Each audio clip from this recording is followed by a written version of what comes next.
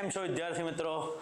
મારું નામ છે હર્ષ ગઢવી અને ડીઆઈસીએસની જીપીએસસી ચેનલ પર ફરી એક વખત આપ સૌનું સ્વાગત કરું છું. સીસી મેઇન્સ લેખનની જેવી રીતે આપણે વાત કરી, લેખનની સિરીઝ આપણી ચાલે છે અને લેખનમાં અલગ અલગ વિષય અને અલગ અલગ વિષય નિષ્ણાત આપની સામે હશે અને માત્ર વાત થશે કે લેખનમાં સૌથી વધારે માર્ક્સ કેવી રીતે મેળવવા. પણ એ માર્ક્સ મેળવવા પાછળ સૌથી પહેલાં જોઈએ વિષય વસ્તુનું જ્ઞાન, એટલે સબ્જેક્ટ નોલેજ હશે. ત્યારબાદ હશે કે પ્રશ્નને લખવો કેવી રીતે, એની એક ટેકનિક હશે અને ત્યારબાદ સૌથી અંતે એ પ્રશ્નની વારંવાર પુનરાવર્તન, જેને આપણે કહીએ છીએ મેઇન્સ માટેની રિટન પ્રેક્ટિસ, એટલે રાઇટિંગની જેટલી પ્રેક્ટિસ કરીશું એટલો જ આપણો પ્રશ્નનો જવાબ સૌથી વધારે સુવ્યવસ્થિત રીતે લખી શકાશે. બસ આ ત્રણ વસ્તુ જ કરાવવા માટે હું આવ્યો છું. પણ આ લેક્ચરની શરૂઆત થતાં પહેલાં એક વૈધાનિક ચેતવણી, જેને કહેવાય સ્ટેચ્યુટરી વોર્નિંગ. સ્ટેચ્યુટરી વોર્નિંગ એ છે કે ડીએસસીએસની આ ચેનલ પર કે બીજી કોઈ પણ જગ્યાએ હું ક્યારેય એ વાત નહીં કરું કે મારી બેચમાં જોડાઓ, કે આમ જોડાઓ, કે આપણી એપ્લિકેશન લો, કે ફક્ત ને ફક્ત આટલા જ દિવસમાં આ જ વસ્તુ. ના, હું એક શિક્ષક છું, હું એક પ્રોપર શિક્ષક છું. સો આઈ એમ હિયર ટુ હેલ્પ. હું કોઈ પણ સેલ્સમેનના કામ નહીં કરું. સો આ એક ફરક છે આપણા અને અન્યમાં.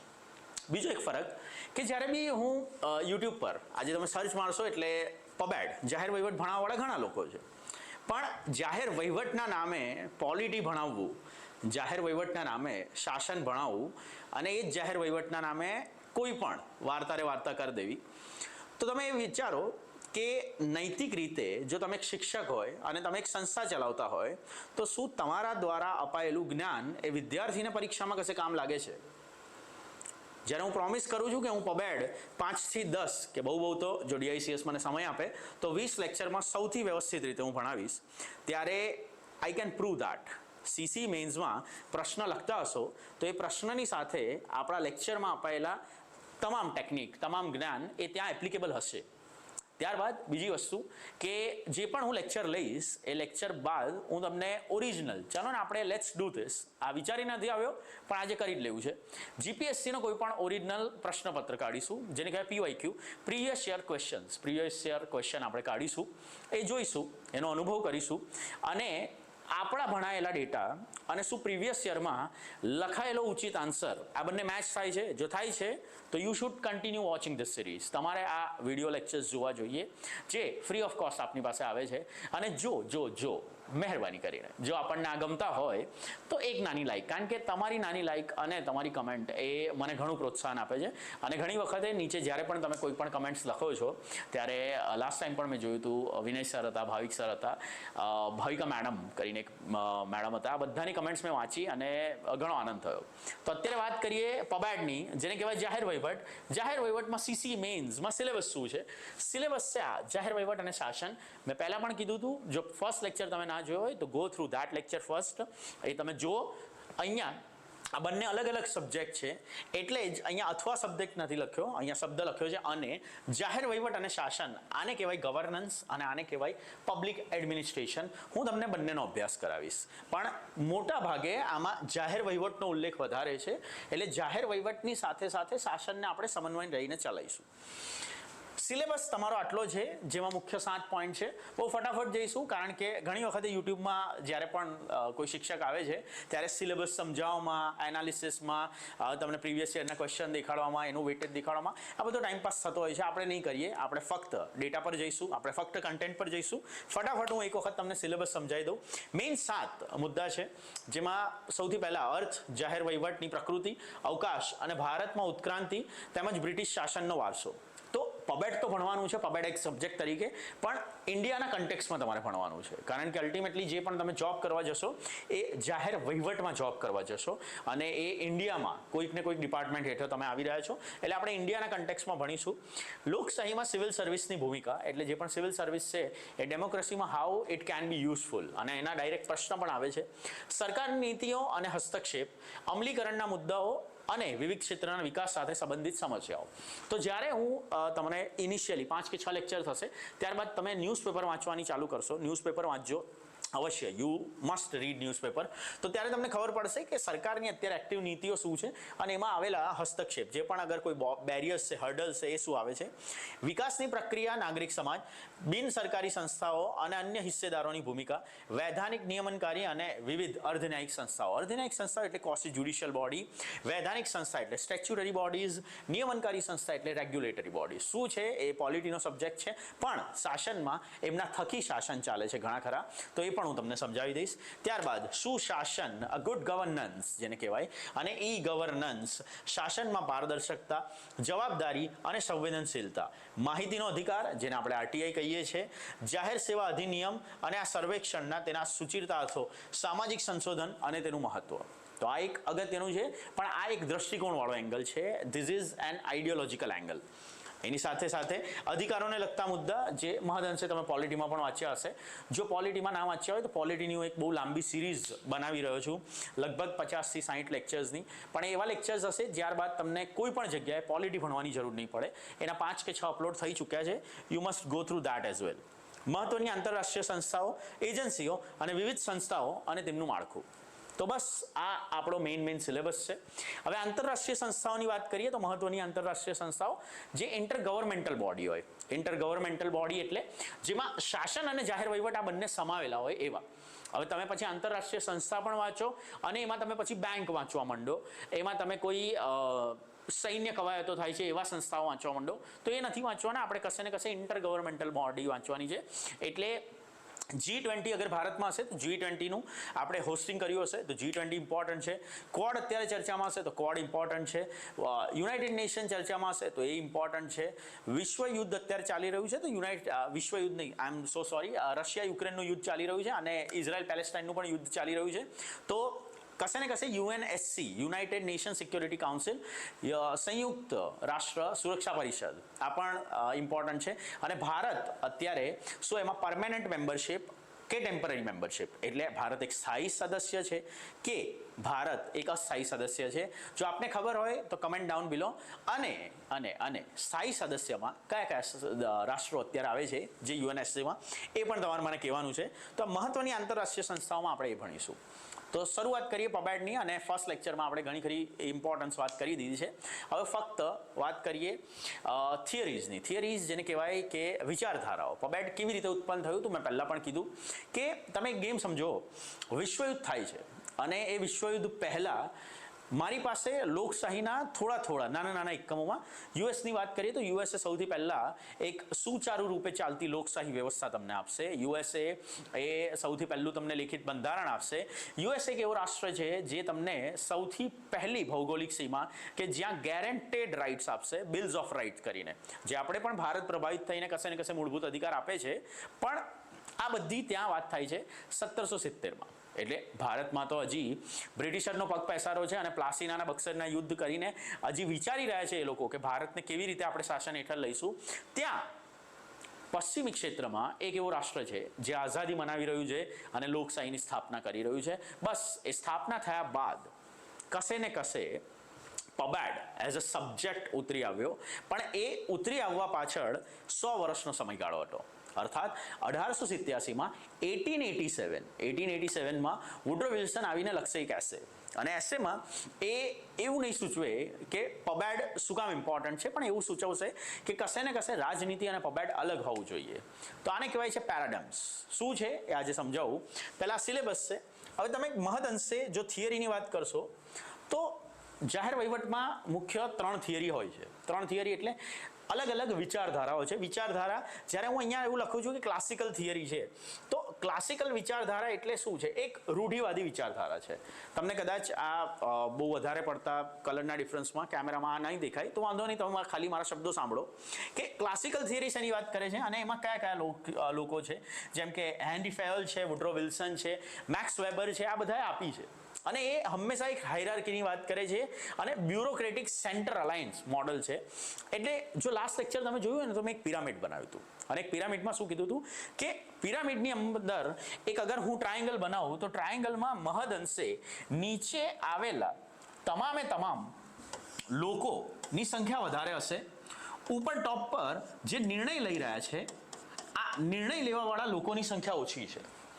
પણ ત્યારબાદ આ જેમ જેમ જેમ જેમ પિરામિડ નીચે જશે એટલે તમારે ફક્ત આને કહેવાનું છે કે તારે શું કામ કરવાનું, તમારે ફક્ત ત્યાં જ સૂચના આપવાની છે, એ સૂચના પછી આગળ પોતપોતાની રીતે. તો ક્લાસિકલ થિયરી એવું કહે છે કે ક્લાસિકલ થિયરીમાં મહદઅંશે કશે ને કશે આ જ બધી વસ્તુ ડિવાઇડેડ હોય છે, જેને કહેવાય division of labour. Centralise approach છે પણ ડિવિઝન એમને આપેલા છે.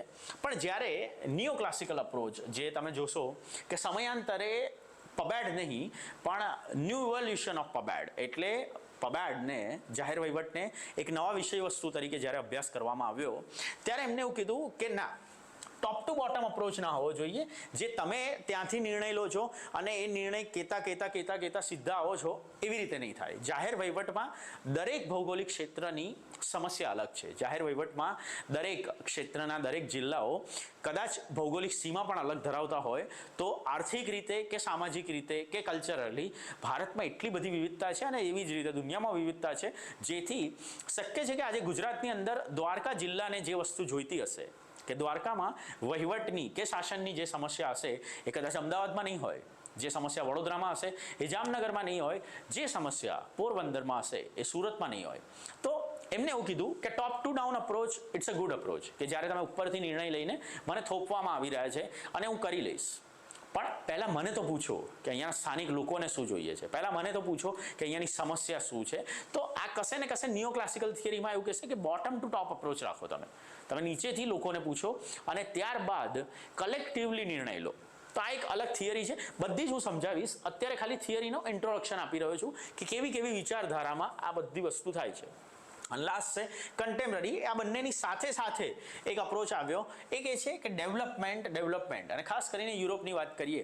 વિદ્યાર્થી મિત્રો, અહીંયા વાત છે વિશ્વયુદ્ધની. વિશ્વયુદ્ધ બાદ મહદઅંશે દરેક રાષ્ટ્ર કન્ફ્યુઝ છે. શું કામ? કારણ કે એક છે પહેલું વિશ્વયુદ્ધ અને એના ત્યારબાદ થયું બીજું વિશ્વયુદ્ધ, 1914 થી 18 વાળો સમય, અને બીજો છે 1939 થી 1945 વાળો સમય. અને આ સમયગાળાની વચ્ચે જે અસમંજસ છે, આ એક પેરાડોમી છે જે પબેડમાં બહુ બધા લોકો અનુભવે છે, અને ત્યારે વિશ્વને ખબર નહીં પડી કે કેવી રીતે આ વસ્તુ કરવી પડશે.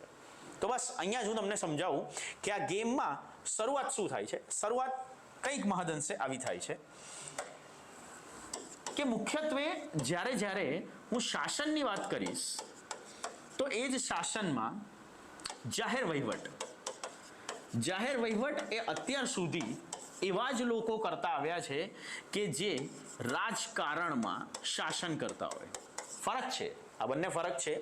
જો હું ભારતની વાત કરું તો આ એક ભારત, અને ભારતમાં અહીંયા સેન્ટરમાં અગર દિલ્હી, તો સૌથી પહેલા દિલ્હીને જ આટલું ઇમ્પોર્ટન્સ કેમ મળ્યું? દિલ્હીમાં જ આ સેન્ટ્રલાઇઝેશન શું કામ થયું? કેમ બેંગ્લોર નહીં, કેમ અમદાવાદ નહીં, કેમ જયપુર ઉદયપુર નહીં? શું કામ દિલ્હી? જો તમને કોઈને પણ ખબર હોય તો કમેન્ટ ડાઉન બિલો. અગર ના ખબર હોય તો ask me in the comments. તમે કમેન્ટમાં જો પૂછશો કે ના સર, દિલ્હીને એક સેન્ટર તરીકે જ કેમ આપણે હંમેશા જોયું છે શાસનમાં, એ પછી મુગલ કાળ હોય, દિલ્હી સલ્તનત હોય કે પછી બ્રિટિશર હોય, એને પણ બંગાળથી દિલ્હી શું કામ શિફ્ટ થવું પડ્યું? કમેન્ટમાં જો તમે મને પૂછશો તો આઈ પ્રોમિસ યુ કે નેક્સ્ટ લેક્ચરમાં હું તમને સમજાવીશ કે દિલ્હી શું કામ ભારત માટે ઇમ્પોર્ટન્ટ છે, એક સત્તાના કેન્દ્રીયકરણ માટે. તો અહીંયા આગળ સત્તાનું કેન્દ્રીયકરણ થયું. પણ જ્યારે પણ હું દિલ્હી સલ્તનતની વાત કરું, હું મુગલ કાળની વાત કરું, હું બ્રિટિશરની વાત કરું કે રાજાશાહીના એ રાજાઓની વાત કરું, તો તમે હંમેશા જોશો કે જે શાસન કરે છે એના પાસે જ નિર્ણય લેવાની સત્તા છે. અને જાહેર વહીવટ એટલે જો પબ્લિક માટે, કોઈ પણ જાહેર લોકો માટે વહીવટની વાત છે તો એ પણ કાં તો રાજા કે શાસક થકી થશે. અગર નવાબ છે બંગાળમાં તો એ નવાબ થકી થશે, નહીં તો એ નવાબ પોતાના માણસો થકી કરાવડાવશે. ઓકે, પણ નિર્ણય લીધો કોને? નિર્ણય હંમેશા લેશે શાસન કરનાર વ્યક્તિનો. હવે વુડ્રો વિલ્સને આવીને આજ જોયું. વુડ્રો વિલ્સને એવું કીધું કે અમેરિકા કશે ને કશે પડી રહ્યું છે અને મારા અમેરિકાને હું પડવા નહીં દઉં. અને અમેરિકા પડે છે શું કામ? અમેરિકા પડે છે because of the system of spoils. Spoils સિસ્ટમને શું કહેવાય છે કે જે તે સમયે અમેરિકામાં લોકશાહી છે. હવે લોકશાહીમાં લાસ્ટ લેક્ચરમાં મેં તમને સમજાવ્યું હતું, પણ છતાં આપણે એક વખત વાત કરીએ કે એ લોકશાહીમાં મહદઅંશે જો ભારતની વાત કરીએ તો ભારતમાં પરોક્ષ લોકશાહી, અને એ પરોક્ષ લોકશાહીમાં પણ ભારત સંસદીય લોકશાહી ફોલો કરે છે. એટલે આપણે શું બનાવીશું, આપણે સંસદમાં એક લોકસભા બનાવીશું અને એ લોકસભાના સભ્યો આગળ જઈને મારા દેશમાં પીએમ બનાવશે. Okay, that's it. પણ યુએસની વાત કરીએ તો યુએસ પણ પરોક્ષ લોકશાહી છે. એટલે યુએસમાં પણ પ્રતિનિધિ દ્વારા ચાલતું જ શાસન છે. પણ એ શાસન એ ત્યાં યુએસમાં પ્રમુખશાહીના ફેઝમાં છે. પ્રમુખશાહી એટલે શું સર? વિદ્યાર્થી મિત્રો, આને કહેવાય પાર્લામેન્ટરી ડેમોક્રેસી, આને કહેવાય પ્રેસિડેન્શિયલ ડેમોક્રેસી. એટલે પ્રેસિડેન્શિયલ ડેમોક્રેસીમાં પ્રમુખશાહી હંમેશા એ જ સૂચવે કે જે પણ પ્રમુખ હશે, પ્રેસિડેન્ટ, જનતા ભારતમાં નરેન્દ્ર મોદીની ચૂંટણી નથી કરતી. જનતા પોતાના જન વિસ્તારનો પ્રતિનિધિ આપે છે અને એવા પ્રતિનિધિઓ આગળ જઈને વધારે એટલે 50% વત્તા 1માં બહુમતીથી ભારતમાં નક્કી કરશે કે આપણા દેશનો પીએમ કોણ હશે. પણ યુએસમાં સીધી જનતા જ નક્કી કરે છે. અને ધેટ ઇઝ ધ રીઝન કે પોલિટીમાં આપણે ભણી રહ્યા છે કે ભારતમાં પણ વાઇસ પ્રેસિડેન્ટનું જે પદ છે એ મહદઅંશે યુએસથી પ્રભાવિત છે. શું કામ? કારણ કે યુએસમાં વારંવાર હું જનતાને હેરાન નહીં કરી શકું. આજે પ્રેસિડેન્ટને કંઈ થઈ ગયું, આજે પ્રેસિડેન્ટની હત્યા થઈ કે દેહાંત થયું, આજે પ્રેસિડેન્ટની તબિયત બગડી કે પ્રેસિડેન્ટ ઈચ્છતા નથી કે મારે કામ કરવું છે અને કશે ને કશે રાજીનામું આપે છે, તો ફરી પાછી યુએસમાં જે 4-4 વર્ષની સાયકલ છે, તો 1 વર્ષની અંદર જો આવી ઘટના ઘટે તો ફરી પાછા મારે જનતાને તરત બોલાવીને એવું નહીં કહેવાનું કે ચલો એમનો મૂડ બગડ્યો છે કે ચલો આજે બીમાર પડ્યા છે કે દેહાંત થયું છે, પાછી ચૂંટણી કરીએ. એ ના થઈ શકે. એટલે યુએસમાં એક વાઇસ પ્રેસિડેન્ટનું પદ છે જેને કહીએ ઉપરાષ્ટ્રપતિ. એ ઉપરાષ્ટ્રપતિ તરત ને તરત યુએસમાં એ સ્થાન લે છે. પણ આજે જ્યારે જનતા જ પ્રેસિડેન્ટને બનાવતી હોય તો એ જનતાએ શું કર્યું? જનતાએ વોટ કર્યો અને પ્રેસિડેન્ટે શું કર્યું? પ્રેસિડેન્ટે તમામ વસ્તુ ચૂંટણી જીતવામાં લગાડી દીધી. બસ અહીંયા શરૂઆત થઈ યુએસએની એક સ્પોઇલ સિસ્ટમની. સ્પોઇલ સિસ્ટમ શું કહે છે કે તમે મને ચૂંટણીમાં મદદ કરો અને હું તમને જાહેર વહીવટમાં સ્થાન આપીશ. કેવું સ્થાન આપીશ? હું તમને સત્તા આપીશ.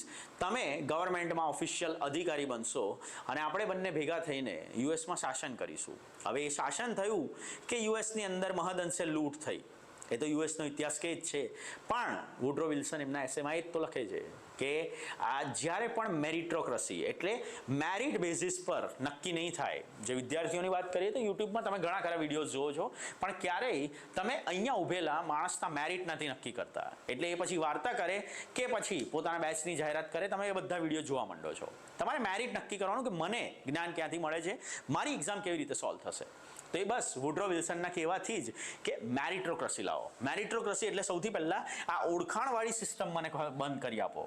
જ્યારે આજે ઓળખાણ નહીં હોય ને ત્યારે લોકો આવશે અને એ લોકો આવશે મેરિટથી. અને મેરિટથી જે લોકો આવશે એટલે એમની કાર્યક્ષમતા પર મને કોઈ જ સંદેહ નથી. Exactly that is the thing which CC does, GPSC does or police ભરતી બોર્ડ ડઝ. એટલે આજે પોલીસ છે કે જીપીએસસી ભરતી બોર્ડ છે કે ફોર ધેટ મેટર સીસીની એક્ઝામ પણ લેવાઈ રહી છે, અહીંયા શું દેખાડશે? મેરિટ દેખાડશે કે સૌથી કાર્યક્ષમ છોકરાઓ કયા છે. વિદ્યાર્થી મિત્રો યાદ રાખજો, શબ્દ મેં વાપર્યો છે કાર્યક્ષમ. મેં એવું નથી કીધું સૌથી હોશિયાર છોકરા કયા છે. આ જ ભૂલ છે. જ્યારે તમે પરીક્ષાની તૈયારી કરો છો ત્યારે you have to be bloody productive. તમારે કાર્યક્ષમ થવાનું છે. તમારી પાસે હોશિયારીની અપેક્ષા નથી. એટલે તમને મેં એક ટાર્ગેટ આપ્યો કે તમારી પાસે આટલા સબ્જેક્ટ છે. તમને મેં એક તારીખ આપી કે આ તારીખે તમારી એક્ઝામ છે. તમને મેં એક ફોર્મેટ આપ્યું કે MCQ લઈશ અને એના પછી મેઇન્સ લઈશ. તો બસ જો તમે કાર્યક્ષમ હોય તો તમારો બધો સમય આ ફોર્મેટમાં અભ્યાસ કરવામાં નાખો. અને જ્યારે અભ્યાસ કરશો ત્યારે એ એક્ઝામમાં તમારો રેન્ક આવશે. અને એક્ઝામમાં રેન્ક આવશે ગવર્મેન્ટને, એ પછી જીપીએસસી ડીવાયએસપી લેતી હોય, ડેપ્યુટી કલેક્ટર, કે પછી પોલીસ ભરતી બોર્ડવાળા કોન્સ્ટેબલ લેતા હોય કે PSI, એ હંમેશા એ જ જોવે છે કે મેં એને એક ટાર્ગેટ આપ્યો હતો, એ ટાર્ગેટ એને અચીવ કર્યો, એ ટાર્ગેટ એને બનતા સમયમાં અચીવ કર્યો અને એમાં જ્યારે મેં એની પરીક્ષા લીધી ત્યારે મેરિટમાં છે. હવે મેરિટમાં જે છે એને હું લઈ આવીશ નોકરીમાં. તો પોલીસ તરીકે તમારે શું કામ કરવાનું છે? પોલીસ ભરતી બોર્ડની આ પરીક્ષા પદ્ધતિ નથી સૂચવતી, પણ એ પરીક્ષા લેવાથી એને ખબર પડે છે કે તમારી કાર્યક્ષમતા કેટલી છે. તો વુડરો વિલ્સને પણ એ જ કીધું કે સ્પોઇલ સિસ્ટમને ખતમ કરો. સૌથી પહેલો સ્ટેપ હોવો જોઈએ રાજકારણથી જાહેર વહીવટને અલગ કરવાનું. અને ભારતે એ જ વસ્તુ બહુ જ સુંદર રીતે કરી, જેને આપણે ગયા લેક્ચરમાં મને સમજાવી હતી કે પ્રધાનમંત્રી અલગ છે પણ ભારતમાં રાષ્ટ્રપતિ અલગ છે, એક બાજુ મુખ્યમંત્રી અલગ છે, કશે રાજ્યપાલ અલગ છે, ગામનો તલાટી અલગ છે પણ એ જ ગામમાં સરપંચ અલગ છે.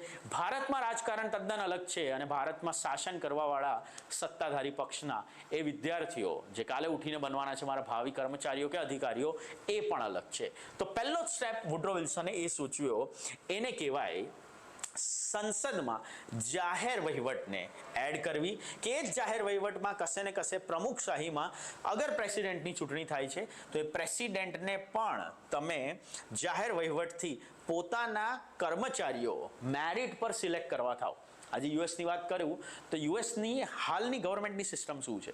જો તમે પોલીસ બની જાઓ તો ઇન્ડિયા જેવું નથી. ખાસ કરીને અગર ગુજરાતની વાત કરીએ તો એક વખત તમે પરીક્ષા આપશો અને પરીક્ષામાં જો તમે સિલેક્ટ થઈ ગયા એટલે તમે પોલીસ ભરતી બોર્ડમાં પાસ થઈને તમે પોલીસમાં કશે ને કશે એક પદ ધરાવશો. પણ અગેન ભારતમાં જો એ જ સરકારી તંત્રની વાત કરીએ તો કેમ એવું કમ્પેરિઝન થાય છે? આ હું નથી કહેતો, એ કમ્પેરિઝન થાય છે કે એની કાર્યક્ષમતા એ કશે ને કશે ખાનગી સંસ્થાનોથી, for that matter big multinational organisation છે એનાથી ઓછી છે. કારણ કે અગેન મેરિટ પર થયું, કાર્યક્ષમ હતા પણ એ વિદ્યાર્થીઓ ત્યારે કાર્યક્ષમ હતા. એટલે વર્ષ 2024-25માં જ્યારે એક્ઝામ લીધી ને ત્યારે કાર્યક્ષમ હતા. શક્ય છે કે એક વખત નોકરી મળ્યા પછી 2040, 2030, 35માં એ કાર્યક્ષમ ના પણ હોય. તો સરકાર ક્યારે તમને એવું કહેતી નથી કે તમે જતા રહો. પણ યુએસમાં Woodrow Wilson, thanks to Woodrow Wilson, આજે પણ એક સિસ્ટમ છે કે તમે પોલીસમાં ભરતી થાઓ એના પછી પણ તમારે રેગ્યુલર ઇન્ટરવલે વાર્ષિક, દ્વિવાર્ષિક અને ત્રિવાર્ષિક પરીક્ષા આપવાની રહે છે. વારંવાર તમે તમારી ફિઝિકલ ફિટનેસ સાબિત કરશો, વારંવાર તમે તમારું નોલેજ સાબિત કરશો, વારંવાર ઇવન ધો તમારી આઈસાઇટ હશે એટલે દ્રષ્ટિ, આ પણ તમે સાબિત કરશો. Beautiful system by Woodrow Wilson. અને એ જ જાહેર વહીવટની કાર્યક્ષમતા સૂચવે છે. આપણે લાસ્ટ લેક્ચરમાં ઘણી ખરા અંશે આ બધી જ વાતો કરી છે. માફ કરજો, આ પીપીટી જે છે એ ઇંગ્લિશમાં છે પણ હું તમને અનુવાદ કરી આપું છું. શું કામ? કારણ કે મેં તમને પહેલાં પણ કીધું કે હું એક પરીક્ષાર્થી છું, હું યુપીએસસીની એક્ઝામ આપી રહ્યો છું અને બસ એ અટેમ્પ્ટના છેલ્લા 2 અટેમ્પ્ટ બચ્યા છે એ મારી જર્નીના. આઈ હોપ કે થઈ જવાય પાસ. એ ના થવાય તો કોઈ સારી એક્ઝામ તો પાસ થઈ જવાય. પણ મારી તૈયારી મહદઅંશે ઇંગ્લિશમાં છે એટલે મેં ઘણી ખરી વસ્તુ ઇંગ્લિશમાં વાંચી છે અને મેં લખી પણ હશે તો ઇંગ્લિશમાં લખી હશે. પણ હા, એક ગુજરાતનો સ્થાનિક રહેવાસી છું એટલે હું ગુજરાતીમાં તમને દરેક વસ્તુ એક્સપ્લેન કરી આપીશ અને જ્યાં જ્યાં પણ જરૂર પડશે ત્યાં સ્ટાઇલસથી બ્લેકબોર્ડ પર પણ લખીશું.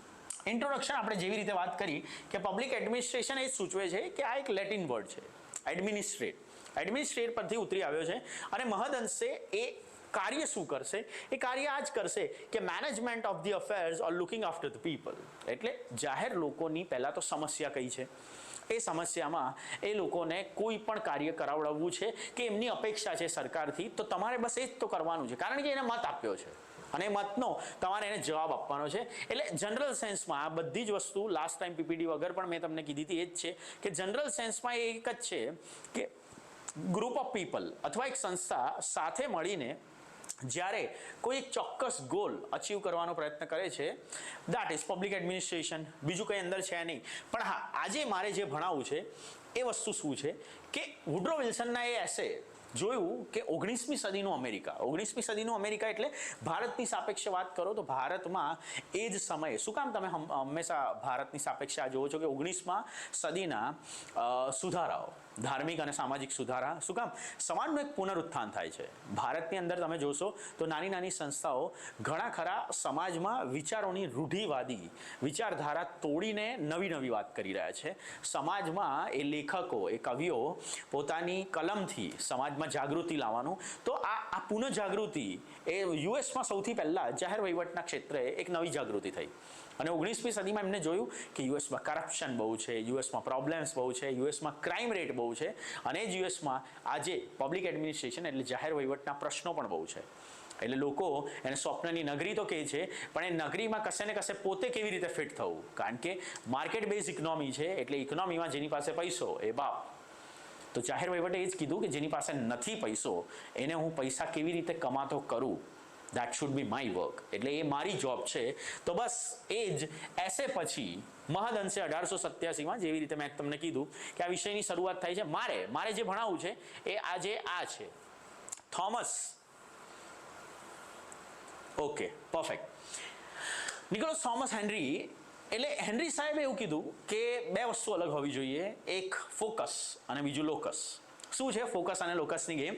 એવું કહે છે કે all the paradigms either should be locus or focus. એટલે જ્યારે એમને કીધું કે he divided the locus into where should be the field. એટલે એમને એવું કીધું કે ઇન્સ્ટિટ્યુશનલ વાઇઝ ટ્રેડિશનલી તમારી બ્યુરોક્રસીમાં, એટલે જ્યાં પણ ભારતમાં સત્તા કેન્દ્રીયકરણ છે, જે અધિકારીઓ છે એ અધિકારીઓને કઈ જગ્યાએ તમારે ધ્યાન આપવાનું છે. અને ત્યારબાદ for example your subject of public administration is taught. અહીંયા નથી લખેલું પણ હું સમજાવું કે ફોકસ અને લોકસ એવું કહે છે કે પહેલા એક ઇન્સ્ટિટ્યુશનલ વાઇઝ તમે આઈડેન્ટિફાઈ કરો કે આખા તંત્રમાં, અગર હું તમને સમજાવું કે મુઘલ કાળ છે અને એ મુઘલ કાળમાં આ બાજુ એક પિરામિડ છે અને મહદઅંશે અહીંયા હું બનાવું છું એક બ્રિટિશ એરા. અને બ્રિટિશ એરામાં એમને એવું કીધું કે હું યુકેમાં છું અને તમે એક ઈસ્ટ ઇન્ડિયા કંપની તરીકે ભારત જાઓ અને ભારતમાં પણ તમે બોમ્બે, મદ્રાસ અને કોલકાતા આવી 3 અલગ અલગ પ્રેસિડેન્સી ચલાવો. તો આને શું કહેવાય? આને વિકેન્દ્રીકરણ કહેવાય. કે મહદઅંશે એમને એવું કીધું કે Calcutta should be the senior, પણ ઈસ્ટ ઇન્ડિયા કંપની આવી રીતે 3 પ્રેસિડેન્સી ચલાવશે અને 3 રીતે નિર્ણય થશે. જ્યારે મુઘલ સત્તાની વાત કરો તો એ મુઘલ સત્તા આજે ખતમ થઈ હશે તો એનું મેઇન કારણ જ છે આ પિરામિડ. શું કામ? કે સત્તાનું કેન્દ્રીયકરણ. સત્તા એટલી કેન્દ્રિત છે કે જ્યારે અહીંયા કોઈ શાસક રંગીન મિજાજનો આવે છે અને રંગીલા શાસક જો ત્યાં ખોટા નિર્ણયો લેશે તો આ આખો પિરામિડ પડતા સહેજ પણ વાર નહીં લાગે. એટલે મહદઅંશે તમામ સત્તામાં જો તમારું આને કહેવાય ઇન્સ્ટિટ્યુશનલ, કે તમે સંસ્થાકીય રીતે શું ફેરફાર કરવા માંગો છો ત્યાં તમે ફોકસ કરો. લોકસ શું છે? એમને એવું કીધું કે સંસ્થાકીય ફેરફારમાં કોઈ ફિલ્ડ, કોઈ રૂલ, કોઈ રેગ્યુલેશન, એમાં તમારે ફેરફાર કરવો હોય તો એ કરો. તો આ જ્યારે પણ આ 3 વસ્તુની વાત કરીએ છીએ તો એ 3 વસ્તુ શું સૂચવે છે કે સત્તાનું વિકેન્દ્રીકરણ કરવાનું. અને એ વિકેન્દ્રીકરણમાં મને નથી ખબર કે બોમ્બે સાચો નિર્ણય લે છે કે નહીં, મદ્રાસ સાચો લે છે કે નહીં, કે કલકત્તા સાચો લે છે કે નહીં, પણ હા, નિર્ણય લેવાની એ સ્થિરતા અને વિકેન્દ્રિતતા એમને આપવાની. પણ ત્યારબાદ એ વિકેન્દ્રીકરણ તમારે કેવી રીતે અમલમાં મૂકવું, that should be the big question.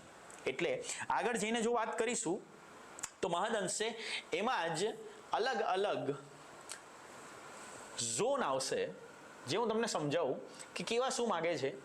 યુએસમાં 19મી સદીથી આ વિષય એઝ અ ઇસ્યુ જોવામાં આવ્યો અને વુડરો વિલ્સનના નિબંધ પછી આ વિષયને એઝ અ એકેડેમિક સબ્જેક્ટ, એટલે એક વિષય વસ્તુ તરીકે ભણવામાં આવ્યો. અને વિષય વસ્તુની ઉત્પત્તિ જુઓ ને, ઇવોલ્યુશન, તો એ આ રીતે છે. જેને પહેલા ફેઝને એને એવું કીધું કે હંમેશા પોલિટિક્સ અને વહીવટ, એડમિનિસ્ટ્રેશન, આ બંનેને અલગ રાખો. આ ફેઝને કહેવાય છે ડિક્ટોટોમી. એટલે જો તમારે લખવું હોય તો ફેઝ 1 ઓફ પબ્લિક એડમિનિસ્ટ્રેશન, એટલે પહેલો અને સૌથી અગત્યનો વર્ષ 1919 થી 1926 સુધીની અગર શ્રેણી છે તો આ શ્રેણીમાં તમારે શાસનને રાજકારણથી અલગ કરવું પડશે. એટલે રાજકારણ કરવા વાળો વ્યક્તિ શાસન અગર કરી રહ્યો છે તો એ અલગ રીતે કરશે, અને શાસન કરવા વાળો એક બીજો પક્ષ છે, જે અધિકારીઓ છે, જે જાહેર વહીવટ કરી રહ્યા છે, તો એ અલગ કરવું પડશે. શું કામ? કારણ કે રાજકારણમાં અગર મારો મત પણ મેળવવાનો છે કે રાજા પોતાની ચાહના, પોતાની નામના બહુ કરવા ઈચ્છે છે, તો એ હંમેશા વહીવટમાં ખોટા નિર્ણય લેશે. અને ખોટા નિર્ણય કેવા હશે? એ ખોટા નિર્ણય મહદઅંશે લોકો પાસેથી કંઈક ને કંઈક અપેક્ષિત મેળવવાના હશે. અને એ પછી નામના હોય કે મત હોય, તમે વહીવટમાં એ લેવલની સફળતા નહીં મેળવી શકો જેટલી જરૂરી હતી. તો એ જ તો વસ્તુ થઈ. જ્યારે હું વાત કરું છું એક ફ્રેન્ચ કંપનીની, જ્યારે હું વાત કરું છું એક પોર્ચુગીઝની, અને હું વાત કરું છું ઈસ્ટ ઇન્ડિયા કંપની, તો કેમ ઈસ્ટ ઇન્ડિયા કંપની? કેમ એ બ્રિટિશરની જ સત્તાધારી પક્ષ ભારતમાં આટલી મોટી સત્તા વ્યવસ્થા બની અને ભારતમાં એને શાસન કર્યું? કારણ કે બાકી બંને કંપની ગવર્મેન્ટ હેઠળ, દેટ મીન્સ જે તે સમયે રાજા હેઠળ હતી. અને East India company private company હતી. એટલે પ્રાઇવેટ કંપની એટલે જસ્ટ ઇમેજિન કે અહીંયાથી હું એવું કહી દઈશ મુકેશ અંબાણીને કે તમે જાઓ યુએસમાં, તમને મન ફાવે એ નિર્ણય લો અને મન ફાવે એવું બિઝનેસ કરો. બિઝનેસ કરવાનું એને મારે નહીં શીખવવું પડે, એને બહુ જ સારી રીતે આવડે છે ને ભારતમાં એને સાબિત કર્યું છે. બસ એને છૂટો મૂકી દો અને જ્યારે યુએસમાં એ સક્સેસફુલી એ બિઝનેસ કરશે, જરૂર પડે ત્યારે સત્તા એને મદદ કરશે, પણ જો સક્સેસફુલી બિઝનેસ કર્યો that means he is bloody good. પણ હવે એમને એવું કીધું કે ત્યાં જે પણ તમે બિઝનેસ કરો એમાં રોજ તમારે 5 પરમિશન મારી લેવાની. એટલે દિલ્હીમાં તમારે ફોન કરવાનો અને તમારે કહેવાનું કે શું આ વસ્તુ હું કરું, શું જીઓના ત્યાં ટાવર નાખું, શું હું જીઓના ત્યાં કાર્ડ વેચું, શું ત્યાં હવે અમે પ્લાનમાં ચેન્જ કરીએ, અમે ઇન્ટરનેટ ફ્રી કરીએ. તો બસ જ્યારે વારંવાર ફ્રેન્ચ અને પોર્ચુગીઝ કંપનીને પણ વારંવાર ઇન્ડિયામાં બેઠા બેઠા પોતાના રાષ્ટ્રમાં પૂછવું પડે છે ને, તો બસ એ પૂછવાનો સમય જ એ છે કે ઈસ્ટ ઇન્ડિયા કંપનીના તમામ ધુરંધર બહુ વ્યવસ્થિત રીતે એમને સાઈડમાં કરી નાખશે. એટલે સૌથી પહેલી વસ્તુ આ હોવી જ જોઈએ કે પોલિટિક્સ, રાજકારણ તમારું અલગ હોવું જોઈએ અને વહીવટ અલગ હોવું જોઈએ. હા, જો એક ક્લેરિટી એમને ત્યાં બેઠા બેઠા કરી નાખી હોત ને કે વહીવટમાં તમને છૂટો દોર આપ્યો, તમે કરો વહીવટ, અમે અહીંયા બેઠા બેઠા કરીશું શાસન, અમે કરીશું રાજકારણ, તો ફ્રાન્સિસો દી અલ્મેડા, અલ્ફાન્સો દી અલ્બુકર્ક, આ બંને એવા નામ છે કે જેને બહુ વ્યવસ્થિત રીતે વિસ્તૃતપણે આ સત્તાનો ઉદય કરી શક્યા હોત. પણ રાજકારણ અને વહીવટ જોડે છે અને આ જોડે છે એટલે જે જોડે નહીં હોય ઈસ્ટ ઇન્ડિયા કંપની જ આગળ આવશે. બાકી આ પતન 100% નક્કી છે. સેમ પતન ભારતમાં દિલ્હી સલ્તનત હોય કે ભારતમાં મુઘલ સત્તા હોય, એ સેમ પતન ભારતમાં અન્ય સ્થાનિક સ્તરે રાજવીઓ હોય. જો વાત કરીએ આપણે ટીપુ સુલતાનની કે હૈદર અલીની, તો ત્યાં પણ શું થાય છે, ત્યાં 2 ભાઈઓ છે અને 2 ભાઈઓ નક્કી કરે છે કે તમારે સત્તા ચલાવવાની અને બીજા માણસે પગાર આપવાનો. હવે શાસન જે કરે છે એ જ વહીવટ કરે છે. અગેન નિર્ણય જે લે છે એ જ વ્યક્તિ શાસન કરે છે. હવે એમાં કન્ફ્યુઝન એ થાય છે કે સૈનિકોને પગાર નથી મળતો. એમાં કન્ફ્યુઝન એ થાય છે કે આગળ જઈને સૈનિકો બળવો કરે છે અને એ જ કન્ફ્યુઝનમાં એમને એવું કીધું કે તમે હટી જાઓ, ભોડિયા ડાયનેસ્ટી, તમે હટી જાઓ અને કાલથી શાસન કોણ કરશે? કાલથી શાસન કરશે હૈદર અલી, ટીપુ સુલતાન. તો બસ આ એ જ રમત છે ને કે જ્યારે તમે પોલિટિક્સ અને વહીવટ સાથે સાથે ચલાવશો તો મહદ અંશે પતન નક્કી છે. 1900 થી 1926ના ફર્સ્ટ ફેઝમાં આ બંનેને અલગ કરવામાં આવ્યું. ત્યાર પછી સેકન્ડ ફેઝમાં આ પ્રિન્સિપલ ઓફ એડમિનિસ્ટ્રેશન નક્કી કરવામાં આવ્યા કે ચોક્કસ સિદ્ધાંત હોવા જોઈએ વહીવટના. એ ચોક્કસ સિદ્ધાંત કયા છે? ચોક્કસ સિદ્ધાંતમાં પહેલો સિદ્ધાંત છે કે હંમેશા બ્યુરોક્રસી, સિવિલ સર્વિસમાં મેરિટોક્રસી હોવી જોઈએ, એટલે એક્ઝામ દ્વારા તમે એમને નાખો. એના પછી વિભાજન હોવું જોઈએ કે કોઈ વ્યક્તિને એક વિભાજિત ક્ષેત્ર આપ્યું તો એના સંપૂર્ણ નિર્ણયો, એની સત્તા, એનું દરેક દેખરેખ, કાર્યભાર એ હંમેશા એના માટે રહેશે. થર્ડ ફેઝ વાત કરે છે પબ્લિક એડમિનિસ્ટ્રેશન એઝ અ પોલિટિકલ સાયન્સ. હવે આ જે ફેઝ છે 1950 થી 70 વાળો, આ ફેઝમાં કન્ફ્યુઝન થયું. શું કામ કન્ફ્યુઝન થયું? કારણ કે લોકોએ વહીવટ કરવાનો તો ચાલુ કર્યો વુડરો વિલ્સનના કહેવા પર, પણ વારંવાર થતા આ વિશ્વયુદ્ધ અને આ વિશ્વયુદ્ધ પછી આ આખું કન્ફ્યુઝન એ થઈ ગયું કે હવે વહીવટ કરીએ, પણ વહીવટ કરીએ શેનો? શું કામ? કારણ કે આજે સંપત્તિ જ નથી.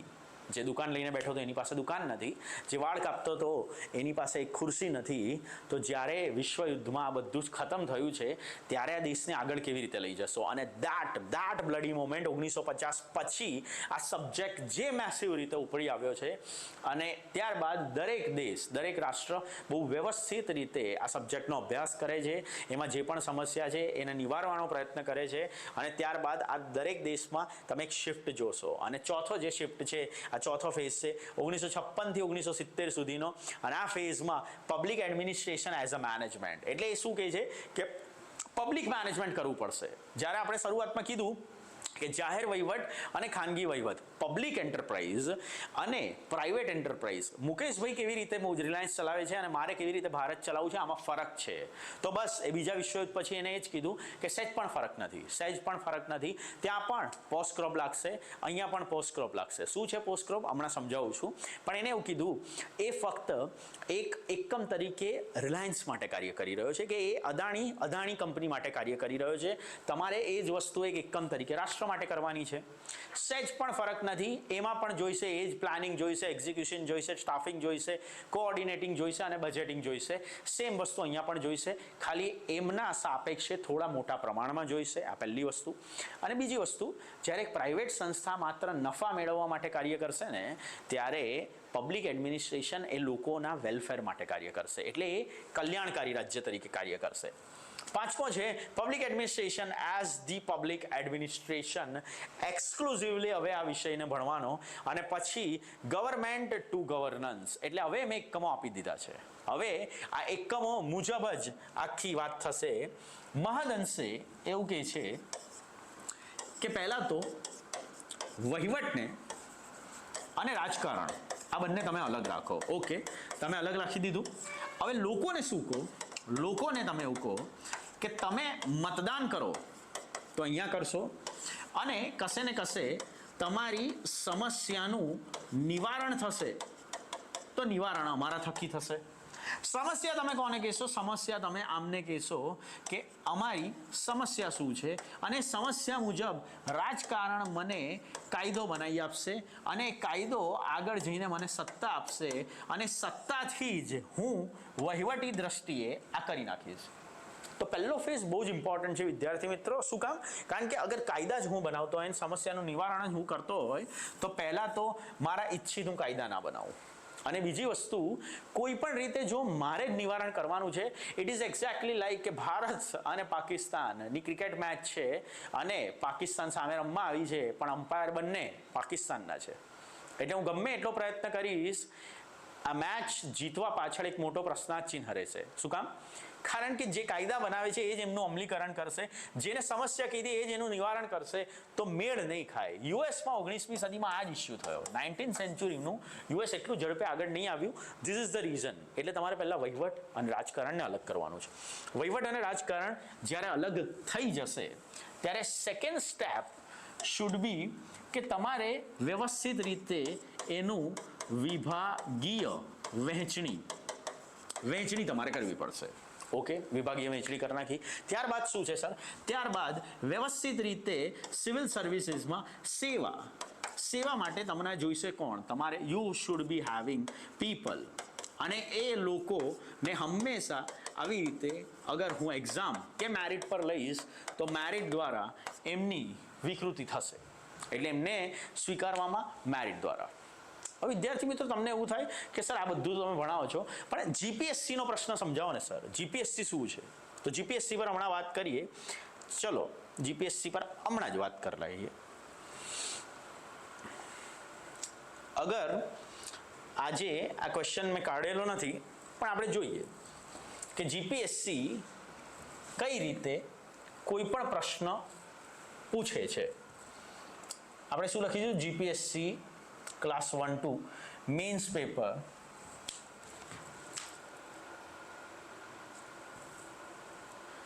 અને જીપીએસસીનો એક પેપર કાઢીએ, અને જીપીએસસીના પેપરમાં કેવી રીતે જાહેર વહીવટના પ્રશ્ન પૂછાય છે.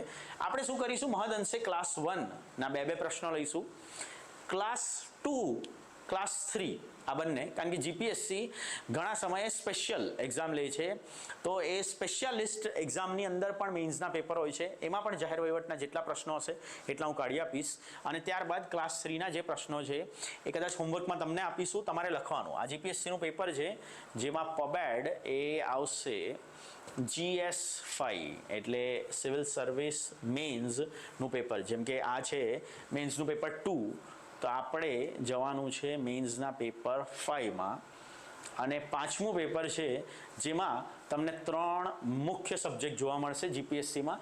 એકને કહેવાય ભારતની રાજ્ય વ્યવસ્થા, ઇન્ડિયન પોલિટી. બીજાને કહેવાય પબેડ, જાહેર વહીવટ અને શાસન. ત્રીજાને કહેવાય એથિક્સ. તો આમાં આ શરૂઆતના જે પણ પ્રશ્નો છે આ બધા પોલિટીના પ્રશ્નો છે. પબેડનો ક્વેશ્ચન ક્યાં છે? પબેડ. પરફેક્ટ. લાસ્ટ લેક્ચરમાં આપણે આની વાત કરી હતી, પણ છતાં તમે સમજો કે વ્યવસાયમાં હોવું, જો તમને વંચાતું હોય તો વ્યવસાયમાં હોવું એ સરકારનો વ્યવસાય નથી. લાસ્ટ ટાઈમ પણ મેં તમને કીધું હતું કે what is the business of the government? To not to be in the business. Government has no business to be in the business. Analyse this statement of Prime Minister Shri Narendra Modi in context of minimum government maximum governance. એટલે સરકારી તંત્ર ન્યૂનતમ હોવું જોઈએ, પણ તેના થકી લેવાયેલા નિર્ણયોમાં શાસન સૌથી વિસ્તૃત હોવું જોઈએ. એ કેવા શું માગે છે કે વ્યવસાયમાં હોવું એ સરકારનો વ્યવસાય નથી. વડાપ્રધાન શ્રી નરેન્દ્ર મોદીના વિધાનનું મિનિમમ ગવર્મેન્ટ મેક્સિમમ ગવર્નન્સ, તો ગુજરાતીમાં પણ એમને ઇંગ્લિશનું ગુજરાતી લખ્યું છે, પણ એ એવું કહેવા માગે છે કે સરકારી તંત્રમાં તમારે ઓછા લોકોથી, બહુ નાના તંત્રથી કે જેમાં ઓછીમાં ઓછી સરકારની દખલઅંદાજી હોય એ રીતે તમારે શાસન કરવાનું છે, પણ એ શાસનનું અમલીકરણ, એનો નિર્ણય અને શાસનમાં વિસ્તૃતિપણું સૌથી વધારે હોવું જોઈએ. આને કેવી રીતે એનાલિસિસ કરીશું? બીજી વસ્તુ, અગર આપણે અહીંયા અભ્યાસ કરતા હતા તો આ એ જ તો છે કે વિભાગની વહેંચણી કરવાની છે મારે સૌથી પહેલા, અને લોકોને અગર આ સેવા માટે યુપીએસસી છે કે જીપીએસસી છે, જેમાં હું જે પણ વિદ્યાર્થીઓ લઈ રહ્યો છું એ એક્ઝામ લક્ષી મેરિટ પર આવશે. ઓકે, મેરિટ પર આવશે, ત્યારબાદ શું થશે? મેરિટ પર આવેલા દરેક માણસને હું પોતાને કાયદા દ્વારા હું એમને એક ડિપાર્ટમેન્ટ આપીશ અને પોતાની સત્તા શું છે, તેમનો કાર્યભાર શું છે અને તેમના લેવાતા નિર્ણયોનું પૃથ્થીકરણ શું છે, તો એ પણ હું સમજાવીશ. એટલે તમે જે પણ ડિસિઝન લેશો દેટ શુડ બી અકાઉન્ટેબલ, એની બી ચકાસણી થશે. એ ડિસિઝન વારંવાર એ લોકો ચેક કરશે અને એ પણ ઓડિટ હેઠળ આવી શકશે. એ બીજું કશું નથી કહેવા માંગતા. એમને એવું કીધું કે જો આ બધું જ એનાલિસિસ તમારે કરવું છે તો એનાલિસિસ આ અલગ અલગ 6 ઝોનમાં થવું જોઈએ. આ 6 ઝોન કયા છે? આ 6 ઝોન એ આ જ છે જે આપણે કીધું. આ ફક્ત તમારે સ્ક્રીનશોટ લેવો હોય તો તમે લઈ શકો છો, નહીં તો હું તમને લખાવતો જાઉં. એવી રીતે 6 મુખ્ય શ્રેણી લખો કે ફર્સ્ટ ફેઝ શું છે? પોલિટિક્સ અને એડમિનિસ્ટ્રેશન ડાયકોટોમી, એટલે તમારે હંમેશા આને વિભાજિત કરવાનું 1900 થી 1926.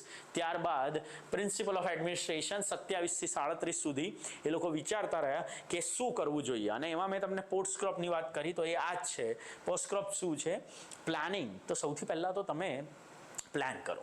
સૌથી પહેલાં એ વસ્તુનું આયોજન હોવું જોઈએ. એના પછી ઓર્ગેનાઇઝિંગ, તમારે એ ઓર્ગેનાઇઝ વેમાં નક્કી કરવાનું છે કે આયોજન આપણે પૂરું કેવી રીતે કરશું. હવે પૂરું કરવા માટે તમારે ગવર્મેન્ટમાં લોકો જોઈશે, તો સ્ટાફિંગ, તમારે હંમેશા લોકોની સહાયતા લેવી પડશે, કારણ કે દરેક જગ્યાએ, દરેક ભૌગોલિક સ્થળે તમે પહોંચી નહીં શકો. ડાયરેક્ટિંગ, એમને પણ શું કાર્ય કરવાનું, એ કાર્યની તમારે વહેંચણી કરવાની, એને સત્તા આપવાની અને કાર્યભાર એને સમજાવવાનો. કોર્ડિનેટિંગ, રિપોર્ટિંગ, એને જે પણ કાર્ય કર્યું અને એ અન્ય વિભાગ સાથે કેવી રીતે સંકળાયેલું રહેશે એનું કોર્ડિનેશન હોવું જોઈએ. ત્યારબાદ એને જે કરેલો કાર્યનું રિપોર્ટ ઉપર કરવું પડશે, જે પિરામિડવાળા સ્ટ્રક્ચરમાં મેં તમને સમજાવ્યું હતું. અને એના માટે એને જરૂરી કોઈ પણ સંસાધનો જોઈતા હશે તો તમારે બજેટિંગની પ્રક્રિયામાં એ વસ્તુ પણ એને આપવાની રહેશે. એ રીતે હંમેશા પહેલાં તમે નક્કી કરો કે જાહેર વહીવટમાં તમારા ઇસ્યુઝ શું છે, તમારે આયોજન કોના માટે કરવું છે, અને આયોજન અગર થઈ રહ્યું છે તો એ આયોજન માટે જરૂરી લોકો કયા હશે, આ લોકોની પણ ભરતી કરો, લોકોને પણ સત્તા આપો અને ધીમે ધીમે આગળ વધો. પછી ચેલેન્જ છે. આ ચેલેન્જમાં પણ મેઇન એ વસ્તુ એ જ છે કે વિશ્વયુદ્ધનો એક સમયગાળો આવ્યો અને વિશ્વયુદ્ધના સમયગાળા દરમિયાન આ ચેલેન્જીસ થોડી ઉપર નીચે થઈ અને public administration as a subject એ કશે મહદઅંશે રિએક્શન આપ્યું. અને રિએક્શનમાં ખાસ કરીને જોશો ને કે public policy should be the part of public administration. કે તમે હંમેશા એવું કરી જ નહીં શકો કે રાજનીતિમાં એવું કહી દઉં કે મોદી સાહેબ તમે એકલા નિર્ણય લો અને હું એકલો મારો જિલ્લો ચલાવીશ. ના, આ સમન્વય છે. આ સમન્વય છે. એટલે આ સમન્વય પહેલાં તો કરવું કેવી રીતે, that is the big challenge. અને અગર સમન્વય કરશું તો એ સમન્વયમાં સત્તાનું વિકેન્દ્રીકરણ, હુ ઇઝ મોર પાવરફુલ, એક આઈએસ મોર પાવરફુલ કે સંસદમાં બેઠેલા member of parliament more powerful, એના પર તમારે વ્યવસ્થિત રીતે વાત કરવી પડશે. અને ત્યારબાદ લાસ્ટમાં એઝ અ પોલિટિકલ સાયન્સ અગર હું આ સબ્જેક્ટને ભણું છું તો એ પોલિટિકલ સાયન્સમાં, કારણ કે પહેલા જ લેક્ચરમાં મેં તમને કીધું કે ધ બિગર અમ્બ્રેલા, સૌથી મોટી છત્રી છે પોલિટિકલ સાયન્સ, અને એની નીચેનો એક અંશ છે જેને કહેવાય પબ્લિક એડમિનિસ્ટ્રેશન. અને એન્ડમાં કશે ને કશે મુકેશ અંબાણી જેવી રીતે નિર્ણય લે છે એવી રીતે તમારે નિર્ણય લેવા પડશે, એવી રીતે તમારે ઓડિટ કરવા પડશે, એવી રીતે તમારે ચકાસણી પણ વારંવાર કરવી પડશે. શું કામ? કારણ કે that should be the common goal. જો તમારા ગોલ એટલે તમારા વિષય પર તમારા લક્ષ્યાંકો નક્કી નહીં હોય અને ગુજરાતના પણ લક્ષ્યાંકો નક્કી હોવા જોઈએ, વડોદરા, અમદાવાદ કે દ્વારકા જેવા જિલ્લાના પણ લક્ષ્યાંકો નક્કી હોવા જોઈએ. હા, ભૌગોલિક સમસ્યા કે લોકોની વસ્તીના આધારે એ લક્ષ્યાંકોમાં ફેરફાર હોવો જોઈએ, પણ લક્ષ્યાંક જ ના હોય અને દ્વારકા એક અલગ જ રીતે વહીવટના તંત્ર હેઠળ ચાલતું હોય કે વડોદરા કે અમદાવાદ અલગ તંત્ર હેઠળ ચાલતું હોય, એવું નહીં થઈ શકે, એવું ક્યારેય નહીં થઈ શકે. અને લાસ્ટમાં જે તમે ફેઝ જોશો 1970થી આજ સુધીનો જે ફેઝ છે, આ પોલિટિકલ સાયન્સ અને management it goes hand in hand. જે મેં તમને હમણાં એક્ઝામ્પલ આપ્યું દ્વારકાવાળું, એવી જ રીતે આ જાહેર વહીવટ ચાલે છે. અને જાહેર વહીવટમાં 1990 બાદ જો ભારતની વાત કરો તો ભારત એ વૈશ્વિકરણ, ભારત લિબરલાઇઝેશન, પ્રાઇવેટાઇઝેશન અને ગ્લોબલાઇઝેશનના નિયમ ઉપર, સિદ્ધાંત ઉપર કાર્ય કરે છે. હવે થયું તો શું, હું તમને ગેમ સમજાવું કે મારી પાસે બેલેન્સ ઓફ પેમેન્ટ, જેને કહેવાય ભુગતાન સંતુલન, મારી પાસે એટલા પૈસા જ નથી, એટલા નાણાં જ નથી કે હું ક્રૂડ ખરીદી શકું. એટલે જ્યારે મારી પાસે 5 કે 6 દિવસનો જ એટલી અવેજી પડી છે, એટલે એટલા રિઝર્વ પડ્યા છે જેમાં હું કાચું તેલ ખરીદી શકીશ. એટલે કાચું તેલ ખરીદવાના પૈસા નહીં.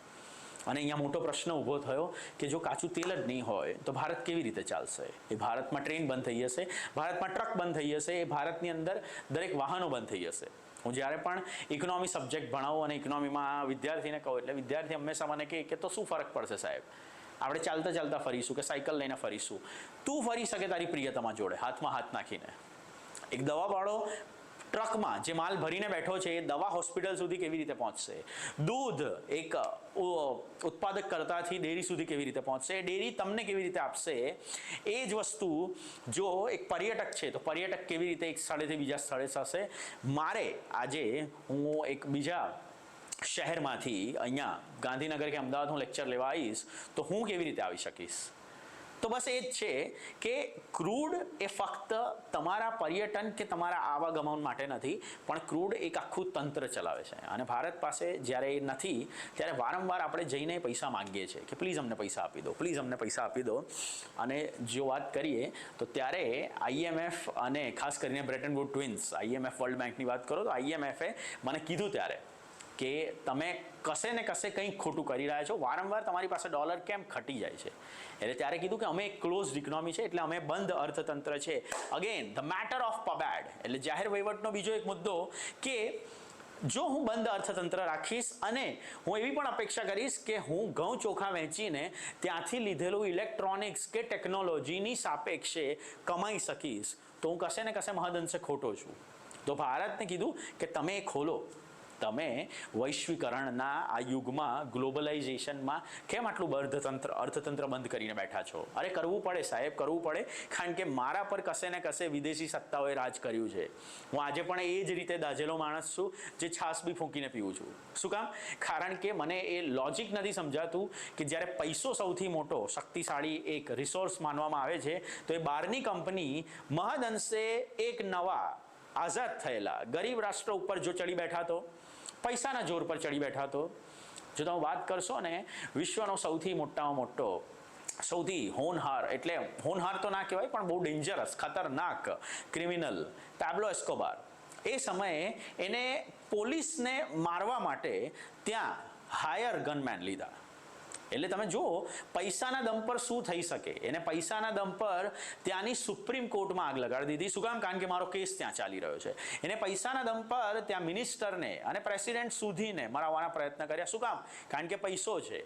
તો ભારતમાં એ જ વિદેશી સત્તા પાછી પૈસાના જોર પર આવી જશે તો, એટલે શરૂઆતમાં મેં આ દેશને બંધ રાખ્યો ક્લોઝ ઇકોનોમીમાં, પણ ધીમે ધીમે આ ક્રૂડના ક્રાઇસિસને લીધે મારે LPG કરવું પડ્યું. કહેવાય લિબરલાઇઝેશન, પ્રાઇવેટાઇઝેશન, ગ્લોબલાઇઝેશન. અગર મેં આ ફેરફાર કર્યા તો આ શું છે? પબેડમાં કરવામાં આવતા સ્ટ્રક્ચરલ ફેરફાર. એટલે આ સ્ટ્રક્ચરમાં જ્યારે ફેરફાર થશે એટલે એ મારા જાહેર વહીવટમાં આંતરિક ફેરફાર કરશે. બસ તો યાદ છે ને કે મિનિમમ ગવર્મેન્ટ, મેક્સિમમ ગવર્નન્સ, એટલે તમે સ્ટ્રક્ચર ફેરવી નાખો અને એમાં તમે લાયસન્સ પ્રથા જે ભારત સરકાર જકડી રાખતી હતી એવું નહીં કરો, તમે પ્રાઇવેટ માણસોને પણ કરવા દો, તમે થોડી છૂટ આપો, લિબરલ, ઉદાર થાવ. તમે એટલી દેખરેખ નહીં રાખો, ઉદારીકરણ હેઠળ તમે આ બધું જ ચલાવી રાખો અને પછી જુઓ, you see what magic India has done. આજે ભારત પાસે અઢળક માત્રામાં ફોરેન રિઝર્વ્સ છે. અગર એ જ ભારતની વાત કરીએ રેમિટન્સની તો દુનિયાના ઘણા ખરા દેશો આપણને ત્યાંથી રહેતા આપણા ભારતીયો મોકલે છે અને રેમિટન્સમાં ઇન્ડિયાનો રેન્ક 1 છે. અને પાકિસ્તાનના પાર્લામેન્ટમાં એટલે સંસદમાં એક ભાઈ અત્યારે ઊભા થાય છે, મેમ્બર ઓફ પાર્લામેન્ટ, અને એવું કહે છે કે 1990માં મેં જોયું છે 1990 અને 91માં ભારતનો દાયરો કે જ્યારે ભારત આવી જ રીતે જે અત્યારે હાલ પાકિસ્તાન હાથમાં કટોરો લઈને ભીખ માગે છે કે ડોલર આપી દો, ડોલર આપી દો, ડોલર આપી દો, અમને વિદેશી કરન્સી આપી દો. શું કામ? કારણ કે દરેક વસ્તુ અમારે ત્યાં બનતી નથી, અમારે બહારથી ખરીદવી પડશે. અને એ જ ભારત 1990થી આજે વર્ષ 2024માં વર્લ્ડ સુપર પાવર બનવા માગે છે, એટલે વિશ્વની મહાન શક્તિ બનવા માગે છે. તો કંઈક તો એમને સારું કર્યું. બસ એક્ઝેક્ટલી આ પબેડ અમે સારું કર્યું, આ જાહેર વહીવટ અમે સારો કર્યો. તો જીપીએસસીનો એક ક્વેશ્ચન મેં તમને આજે દેખાડ્યો. અત્યારે બહુ જ બધા લોડ, બહુ જ બધા ડેટા હું તમને આપી શકું, પણ ધીમે ધીમે જઈશું. પહેલા લેક્ચરમાં સબ્જેક્ટનું ઇન્ટ્રોડક્શન કર્યું, આજે બીજા લેક્ચરમાં મેં તમને સિલેબસ સમજાયો, બીજા લેક્ચરમાં કશે ને કશે મેં તમને પીપીટીમાં એ પણ સમજાવ્યું કે પોસ્ટક્રોપ શું છે, બીજા લેક્ચરમાં મેં તમને એ સમજાવ્યું કે વિષયની ઉત્ક્રાંતિ કેવી રીતે થઈ, બીજા લેક્ચરમાં મેં એ સમજાવ્યું કે કેવા કેવા પ્રશ્નો પૂછાઈ શકે છે. હવે નેક્સ્ટ લેક્ચરથી હું તમને પ્રશ્ન લખવાના કેવી રીતે, હું તમને સજેસ્ટ કરું કે આજે આ મિનિમમ ગવર્નમેન્ટ મેક્સિમમ ગવર્નન્સ વાળો જે પ્રશ્ન છે એ તમે મને લખીને આપો અને તમે કેવી રીતે કયા ફોર્મમાં લખશો, તો એ ફોર્મેટ કેવું હોવું જોઈએ સમજાવું છું તમને. તમારે શું કરવાનું છે, આ પ્રશ્નને આઈબીસી ફોર્મેટમાં લખવાનો છે. આઈબીસી ફોર્મેટ એ બહુ જ વ્યવસ્થિત છે. ઇન્ટ્રોડક્શન છે તો તમે મને સૌથી પહેલા પ્રસ્તાવના લખી આપો કે ક્વેશ્ચનની શરૂઆત કેવી રીતે કરવી. હવે ક્વેશ્ચનની શરૂઆતમાં અમુક કીવર્ડ્સ હોય છે. કીવર્ડ્સ, એ કીવર્ડ્સ કયા હતા આપણા પ્રશ્નમાં, એ કીવર્ડ્સ કયા હતા?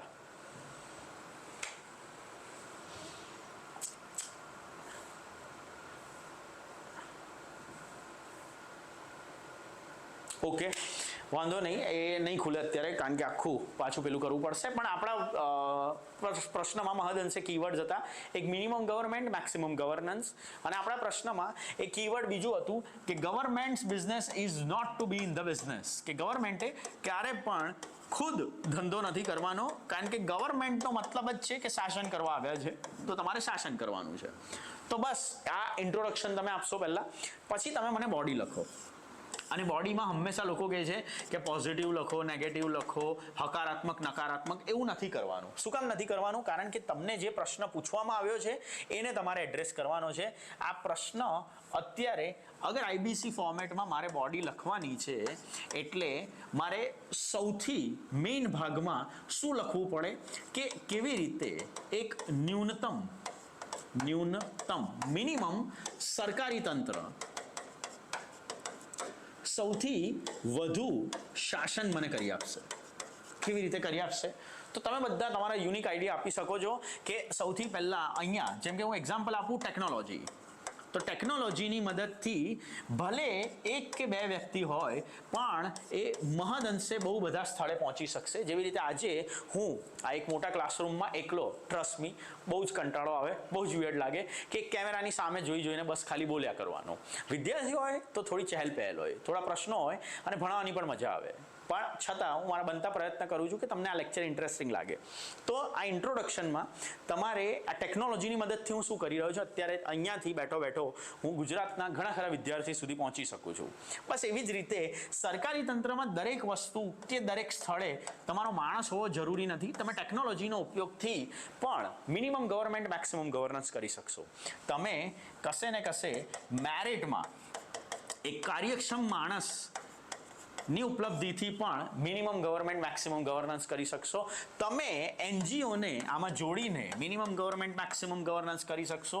તમે આ તંત્રમાં તમે ખાલી ટાર્ગેટ આપશો કે ટાર્ગેટ છે મારો સ્વચ્છતા, અને પછી ત્યાં રહેતા લોકો પાસે જ એ કામ કરાવો છો, તો that is what minimum government, maximum governance.